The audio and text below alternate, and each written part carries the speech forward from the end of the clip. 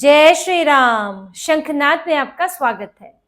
राज्यसभा चुनाव को लेकर कांग्रेस के अंदर बेचैनी बढ़ गई है। दो जगह इनके हाथ से राज्यसभा की सीट निकलती दिख रही है और अब तो रिजॉर्ट पॉलिटिक्स भी शुरू होने वाली है। विधायकों को उठाकर दूसरे राज्य में होटल के अंदर ले जाना और बंद करके रखना, फिर पिंजरे में बंद विधायकों को वापस लाना चुनाव के दिन। अब कांग्रेस को इस बार भी राज्यसभा में हरियाणा की तरह ही ये नौबत आ गई है और ये नौबत आई है मध्य प्रदेश में। मध्य प्रदेश और झारखंड में इनका पेच पूरी तरह फंसा हुआ है और मध्य प्रदेश में तो इनकी पार्टी के अंदर ही बगावत शुरू हो गई है और एक इस्तीफा तक हो चुका है। देखिए, मध्य प्रदेश में 3 सीटें हैं और कांग्रेस को लगा था कि 1 सीट तो बहुत आराम से जीत लेंगे, 58 चाहिए, कांग्रेस के पास 62 है, जीते तो ये 66 थे, लेकिन इनके कुछ विधायक चले गए, कुछ अयोग्य करार हो गए, तो इनके पास 62 बचे। इन्हें लगा कि एक तो बहुत आराम से जीत लेंगे, लेकिन बीजेपी ने यहाँ इनके लिए चुनौती पैदा कर दी और एक उम्मीदवार खड़ा कर दिया। बीजेपी ने 3 उम्मीदवार उतारे हैं, 2 पर तो वो आसानी से जीत सकती है, उसके पास 164-65 करीब सीटें हैं, लेकिन एक और उतारे हैं मछुआरा कल्याण बोर्ड के अध्यक्ष महेश केवट। ओबीसी समुदाय से आते हैं, बीजेपी के नेता हैं और उन्हें उम्मीदवार उतारकर बीजेपी ने इनके लिए चुनौती खड़ी कर दी है।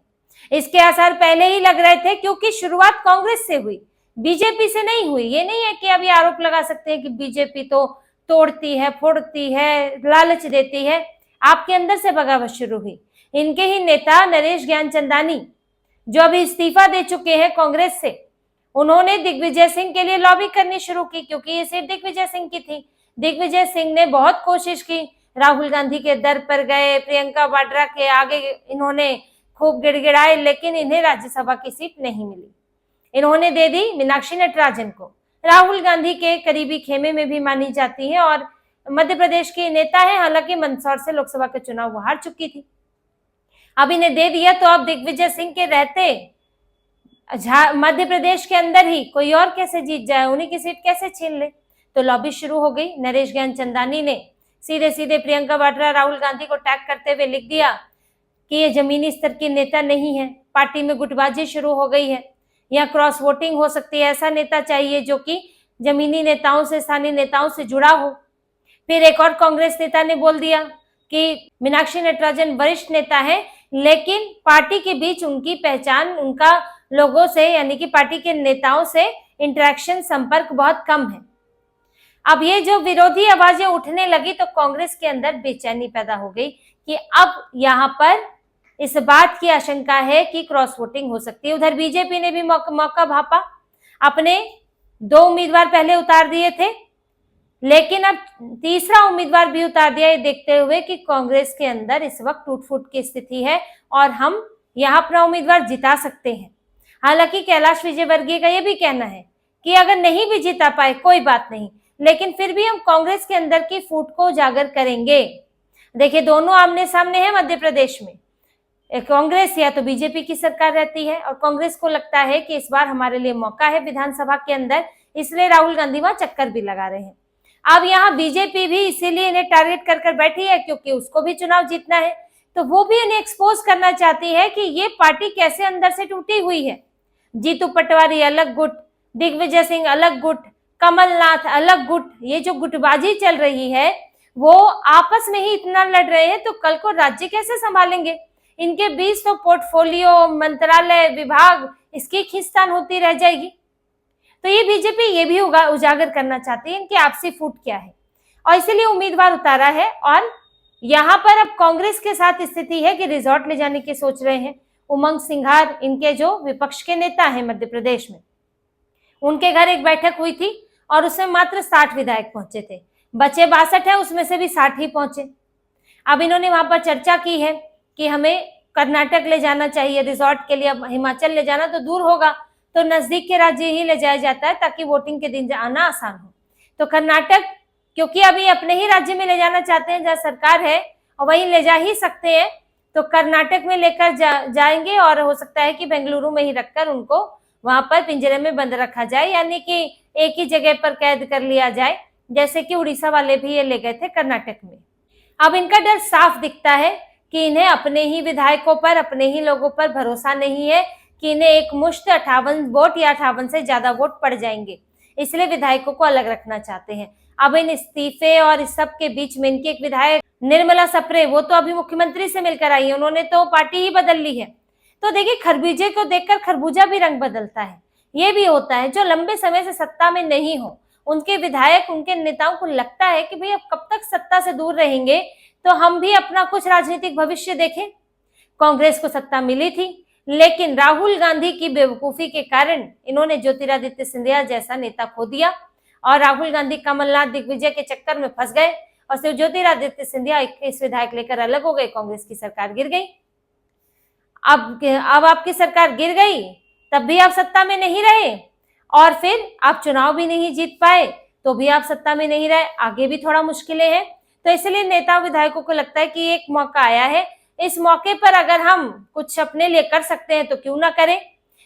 इसी कारण कांग्रेस को यहाँ पर हार का डर सता रहा है कि अंदरूनी तौर पर कई गुटबाजी चल रही है। 58 भी मिलना मुश्किल है। बीजेपी के लिए यहाँ पर ज्यादा नहीं जुटाने हैं बीजेपी को, और यहाँ वो अगर कुछ 10-12 की भी सेंध लगा लेती है तो उसे आराम से यहाँ पर जीत मिल सकती है। इसलिए बीजेपी भी इन चुनाव में अपनी कोशिश कर रही है। अब यही स्थिति झारखंड में है। झारखंड में एक झामुमो ने अपना उम्मीदवार उतारा है, बैद्यनाथ राम, और यहाँ से कांग्रेस ने प्रणब झा को उतारा है, जिसके बाद इनके बीच झगड़ा हो गया था। हेमंत सोरेन मिलने को राजी नहीं थे, लेकिन हाथ पैर जोड़कर इन लोगों ने किसी तरह मनाया है कि आप जो है साथ में नामांकन के लिए चले, ताकि झामुमो के नेता जो हैं और जो इनका गठबंधन है वो प्रणब झा को भी सपोर्ट करे, क्योंकि हेमंत सोरेन के जो उम्मीदवार हैं बैद्यनाथ राम, वो तो आराम से जीत जाएंगे, क्योंकि इनके पास 56 कुल मिलाकर बनते हैं विधायक, और एक सीट जीतने के लिए आपको 28 चाहिए। अब इनका कट्टू कट आंकड़ा है। अब यहाँ तक तो फिर भी इनको ठीक था कि चलो हम कैसे भी कर लेंगे, लेकिन समस्या तब हो गई जब बीजेपी ने उम्मीदवार उतार दिया परिमल नाथवानी, जो कि एक कारोबारी है, और अभी उनका वाईएसआरसीपी की तरफ से वो आंध्र प्रदेश से राज्यसभा उम्मीदवार थे। अभी उनका कार्यकाल खत्म हो रहा है, और अब वो फिर से इधर झारखंड से कोशिश कर रहे हैं। परिमल नाथवानी निर्दलीय है, बीजेपी ने उतारा नहीं है इन्हें डायरेक्ट, लेकिन बीजेपी ने समर्थन दिया है। और ये एक देखिए रणनीति होती है, ये टेक्निकली तो वो निर्दलीय है, लेकिन एक तरह से वो बीजेपी की तरफ से ही है, बीजेपी समर्थित ही है। निर्दलीय इसलिए उतारा जाता है, अब उसमें क्या है कि बीजेपी के पास पूरी तरह से वोट नहीं है, 24 है, और 24 में इन्हें 4 और चाहिए ताकि ये अपना सांसद बना सकें। अब अगर बीजेपी अपना उम्मीदवार उतारती है तो एक तो हार का डर होता है कि वो हार भी हो सकती है, फिर उससे जो है एक हार का तमगा लग जाता है। दूसरा खरीद फरोख्त का होता है कि बीजेपी ने अपने उम्मीदवार के लिए खरीद फरोख्त कर ली, लेकिन अगर निर्दलीय होते हैं और आप उनका समर्थन करते हैं तो फिर आपको खरीद फरोख्त के आरोप आपके ऊपर सीधे नहीं लग सकते। कहने वाले कह सकते हैं, लेकिन आप सीधे तौर पर कह सकते हैं भाई हमारे तो उम्मीदवार नहीं थे, हम तो बस अपने से ही समर्थन कर रहे थे। फिर दूसरा, नेता का अपना कद भी होता है, और वो नेता अपने स्तर पर भी वोट इकट्ठे करता है। जैसे कि परिमल नाथवानी है, वो झारखंड के लिए कोई नए नहीं है, वो 12 साल 2008 से लेकर 2020 तक झारखंड में राज्यसभा सांसद रहे हैं, तो ये पुराना नाता है। बिजनेसमैन तो वो झारखंड के भी नहीं है और ना ही आंध्र प्रदेश के हैं, लेकिन वो इधर की ही राजनीति करते रहे हैं, वाईएसआरसीपी का हिस्सा रहे, और अब जो है वो यहाँ से बीजेपी के समर्थन से आगे अपनी सीट के लिए कोशिश कर रहे हैं और कुछ अपना समर्थन भी जुटा रहे हैं। तो परिमल नाथवानी कोई हल्के कैंडिडेट नहीं है, और उनका झारखंड का बैकग्राउंड देखते हुए इससे ये साफ दिखता है कि उनके दोस्त होंगे जो 12-12 साल तक अगर वो राज्यसभा रहे हैं, जिसमें गैप रहा है 2020 के बाद और वो ज्यादा समय तक रहा नहीं है, तो उनके वहां पर अच्छे संबंध होने तय हैं। अब इसमें क्या होता है कि पुराने नेता हैं, आपके साथ अच्छे संबंध हैं, तो उनको हराने में एक अच्छा किसी को लगता नहीं है कि ठीक है भाई हमारी पहचान के हैं और अब यहीं आएंगे, तो सब अपना देखते हुए वोट डाल देते हैं।